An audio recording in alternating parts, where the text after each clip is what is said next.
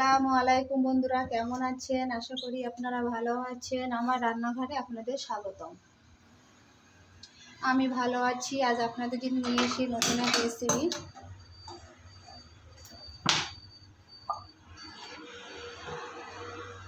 এখানে পানি দিয়ে দেবো।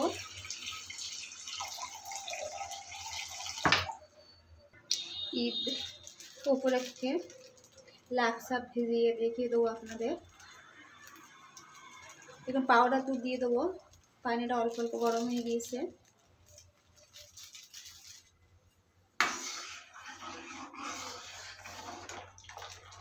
দুধগুলো গুলে গিয়েছে, দেখুন বন্ধুরা।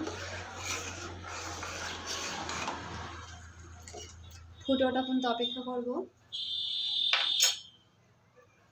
দুধগুলো ফুটে উঠেছে। এখানে পরিমাণ মতন যে সেরকম মিষ্টি পছন্দ করেন সেরকমই চিনি দেবেন।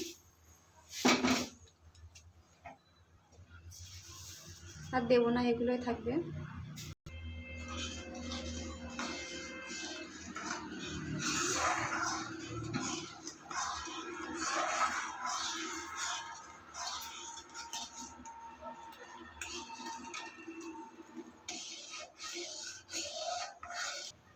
দুধগুলো জাল দিয়ে নিয়েছি, একটু ঠান্ডা করতে দেবো।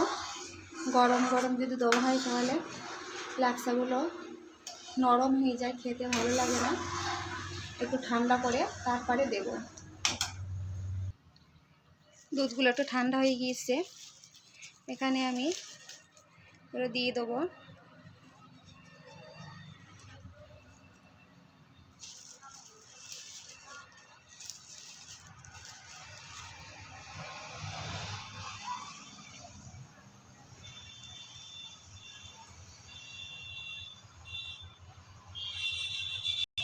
ওপর থেকে একটু কিশমিশ দিয়ে দেবো।